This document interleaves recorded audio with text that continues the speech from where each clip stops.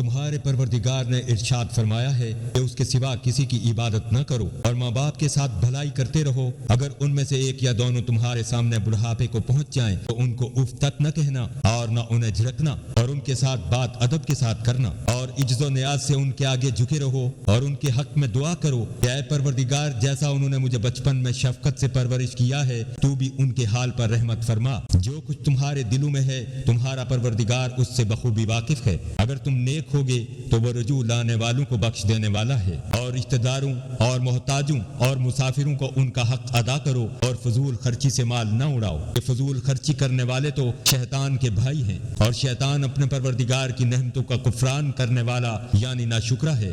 اور اگر تم کو اپنے پروردگار کی رحمت یعنی فراغ دستی کے انتظار میں جس کی تمہیں امید ہو ان مستحقین کی طرف توجہ نہ کر سکو تو ان سے نرمی سے بات کہہ دیا کرو، اور اپنے ہاتھ کو نہ تو گردن سے بندھا ہوا یعنی بہت تنگ کر لو کہ کسی کو کچھ دو ہی نہیں، اور نہ بالکل کھول ہی دو کہ سبھی دے ڈالو، اور انجام یہ ہو کہ ملامت زدہ اور درماندہ ہو کر بیٹھ جاؤ۔ بے شک تمہارا پروردگار جس کی روزی چاہتا ہے فراخ کر دیتا ہے اور جس کی روزی چاہتا ہے تنگ کر دیتا ہے، وہ اپنے بندوں سے خبردار ہے اور ان کو دیکھ رہا ہے۔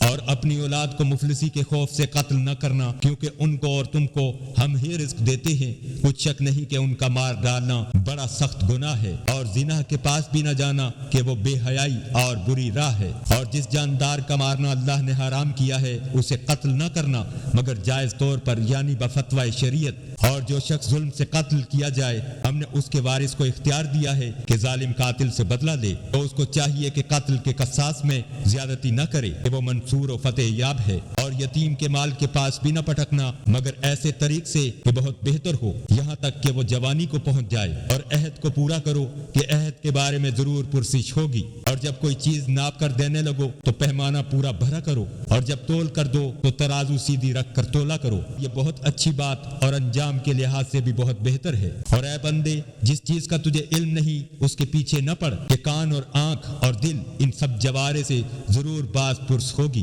اور زمین پر اکڑ کر اور تن کر مت چل کہ تو زمین کو پھاڑ تو نہیں ڈالے گا اور نہ لمبا ہو کر پہاڑوں کی چوٹی تک پہنچ جائے گا۔ ان سب عادتوں کی برائی تیرے پروردگار کے نزدیک بہت ناپسند ہے۔ اے پیغمبر، یہ ان ہدایتوں میں سے ہیں جو اللہ نے دانائی کی باتیں تمہاری طرف وحی کی ہیں، اور اللہ کے ساتھ کوئی معبود نہ بنانا کہ ایسا کرنے سے ملامت زدہ اور درگاہ اللہ سے راندہ بنا کر جہنم میں ڈال دیے جاؤ گے۔